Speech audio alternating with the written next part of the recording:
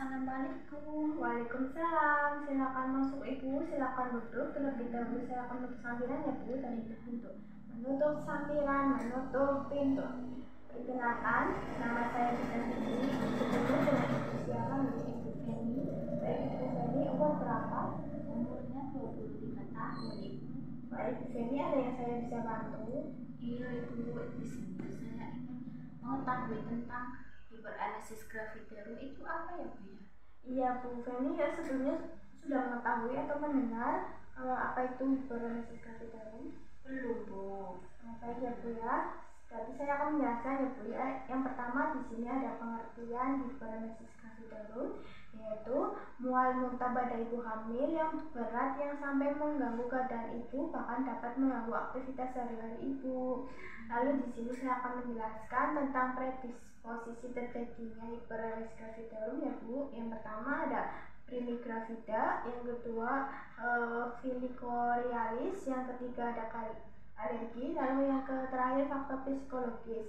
Di sini saya akan menjelaskan yang pertama primigravida, yaitu mola hidatidiosa, lalu kehamilan ganda pada mola hidatidiosa yaitu kehamilan ganda. Faktor hormon memegang peranan di mana hormon chorionik gonadotropin dibentuk berlebihan. Lalu yang kedua masuknya filicorialis dalam sirkulasi maternal dan perubahan metabolik akibat hamil serta resistensi yang menurun dari pihak ibu terhadap perubahan tersebut. Lalu yang alergi tersebut yaitu sebagai salah satu respons dari jaringan ibu terhadap anak. Lalu faktor psikologisnya yaitu faktor fisiologis seperti depresi, gangguan psikiatri, rumah tangga yang retak, kehilangan pekerjaan, lalu takut terhadap kehamilan dan persalinan, lalu bisa peranan cukup penting dalam menimbulkan hiperanalisis gravitero. Lalu selanjutnya yaitu ada terjadinya mual dan muntah ya Bu ya, yaitu suatu cara di mana saluran cerna bagian atas membuang isinya bila terjadi iritasi, lalu rangsangan atau tegangan yang berlebihan pada usus, lalu muntah merupakan refleks teridegrasi yang kompleks terjadi atas tiga komponen utama yaitu detektor muntah, mekanisme integrasi, dan efektor yang bersifat otonom somatik. Lalu rangsangan pada saluran cerna yaitu dihantarkan melalui saraf vagus dan aferen simpatis menuju pusat muntah. Pusat muntah ini berdekatan dengan pusat pernapasan, pusat vasomotor. Lalu di sini saya akan menjelaskan tentang patofisiologi terjadinya hiperanalisis gravitero ya Bu, yaitu dapat menyebabkan cadangan karbohidrat dan lemak habis terpakai untuk keperluan energi. Lalu karena di sini oksidasi lemak yang tidak sempurna, maka terjadilah ketosis dengan tertimbulnya asam aseton asetik, yaitu asam hidroksis butyrik. Lalu ada aseton dalam darah.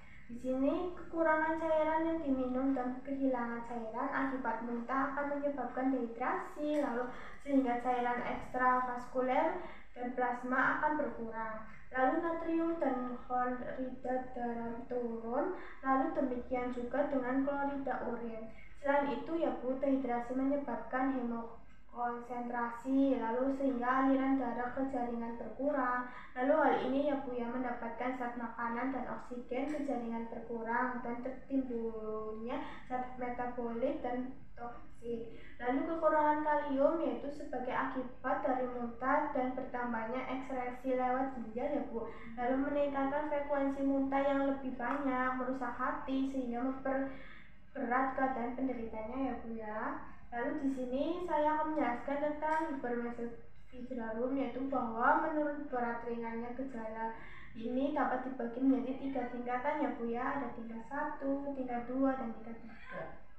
Lalu di sini saya akan menjelaskan yang pertama ada hiperanalisis gravitero yang tingkat 1, yaitu muntah terus menerus yang mempengaruhi keadaan umum penderita. Lalu ibu merasa lemah, nafsu makan tidak ada, lalu berat badan menurun, lalu merasa nyeri pada epigastrium, lalu nadinya meningkat sekitar 100 per menit, lalu tekanan darahnya menurun, turgornya menurun, ditambah ngaring dan mata jebol. Lalu di sini ada hipermesoglifterum tingkat 2 ya Bu ya, yaitu penderita tapak lebih lemas dan apatis, lalu turgor kulit lebih menurun, lalu lidah mengering dan nampak kotor. Lalu di sini karena mempunyai aroma yang khas ya Bu ya, dan dapat pula ditemukan dalam kencing. Lalu selanjutnya ada hipermesoglifterum tingkat 3 ya Bu ya, yaitu keadaan umum lebih buruk ya Bu ya, muntahnya berhenti, kesadarannya menurun, dan nadinya kecil dan cepat, lalu suhunya meningkat, lalu juga bisa perubahan mentalnya juga menurun ya Bu ya. Lalu keadaan ini dapat akibat defisiensi zat makanan. Lalu selanjutnya yaitu ada perawatan ibu hamil ya Bu ya, dengan hiperemesis gravitarum, yaitu bahwa ibu yang menderita hiperemesis gravitarum tingkat 2 atau 3 harus dirawat di rumah sakit. Kalau sedangkan tingkat 1 itu tidak perlu ya Bu ya, tidak perlu mandok ke rumah sakit atau klinik. Selanjutnya itu ada obat-obatan ya Bu ya. Di sini obat-obatannya ibu hamil dengan hiperemesis gravitarum, obatnya diberikan diantaranya suplemen multivitamin, lalu antihistamin, dopamin antagonis, serotonin antagonis, lalu kartoteroid, lalu vitaminnya yaitu bisa vitamin B1 dan B6. Lalu di sini juga bisa respon dopamin di lambung, yaitu berperan dalam menghambat motilitas lambung ya Bu. Lalu pemberian serotonin yaitu bisa cukup efektif. Lalu obat ini bekerja menurunkan rangsangan pusat muntah di medula.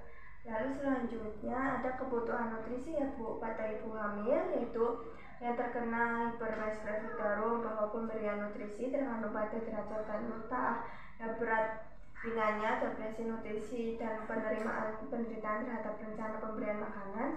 Lalu pada prinsipnya yaitu saluran cairan untuk digunakan, yaitu apabila perolehan mengalami hambatan dapat digunakan NGT. Apabila ibu hamilnya dapat makan perolehan, modifikasi diet yang diberikan adalah makanan dalam porsi kecil namun sering. Lalu diet tingginya yaitu karbohidrat, rendah protein, dan rendah lemak. Lalu hindari suplementasi besi untuk sementara. Hindari makanan yang emotogenik dan berbau sehingga menimbulkan rangsangan muntah. Kebutuhan kalori sehari yaitu ditambah dengan 300 kilokalori per harinya ya Bu. Lalu di sini ada perawatan isolasi Bu, yaitu penderitaan disendirikan dalam kamar yang tenang, cerah, dan memiliki peredaran udara yang baik. Lalu apabila dirawat di rumah sakit, sebaiknya hanya dokter dan perawat ya Bu ya, yang diperbolehkan untuk keluar masuk kamar tersebut. Lalu cairan keluar dan masuk perlu dicatat Bu, pasien tidak diberikan makanan ataupun minuman selama 24 jam. Lalu di sini ada saya menjelaskan tentang terapi psikologi, yaitu ibu hamil perlu yakin kalau penyakitnya dapat disembuhkan, hilangkan rasa takut oleh karena kehamilan dan persalinan karena itu merupakan proses fisiologi. Lalu kurangi pekerjaan serta menghilangkan masalah dan konflik lainnya. Lalu belakangi penyakit ini. Lalu mual dan muntah adalah gejala yang normal terjadinya pada kehamilan muda dan akan menghilang setelah usia kehamilan 4 bulan ya Bu. Lalu di sini saya akan menjelaskan tentang terapi cairan parental, bahwa cairan parental itu cukup elektrolit, karbohidrat, dan protein dengan glukosa 5% dalam cairan garam fisiologis sebanyak 2-3 liter seharinya ya Bu. Lalu dapat juga diberikan bola asam amino secara intravena apabila terjadi kekurangan protein. Lalu yang nantinya akan diperhitungkan berdasarkan jumlah cairan yang diperlukan pada ibu. Terima kasih ya Bu ya. Apakah sudah jelas atau belum Bu? Sudah jelas. Sudah ya Bu ya. Saya akan mengevaluasi ibu nih. Tadi ada tingkatan ya Bu ya. Tingkatan berapa aja ya Bu? Tingkat pertama, tingkat kedua, dan tingkat 3. Baik, berarti Ibu Feni sudah paham ya Bu ya. Terima kasih Bu sudah ke BBM saya. Kalau ada yang ingin ditanyakan bisa kembali lagi ya Bu ya. Terima kasih. Assalamualaikum. Waalaikumsalam.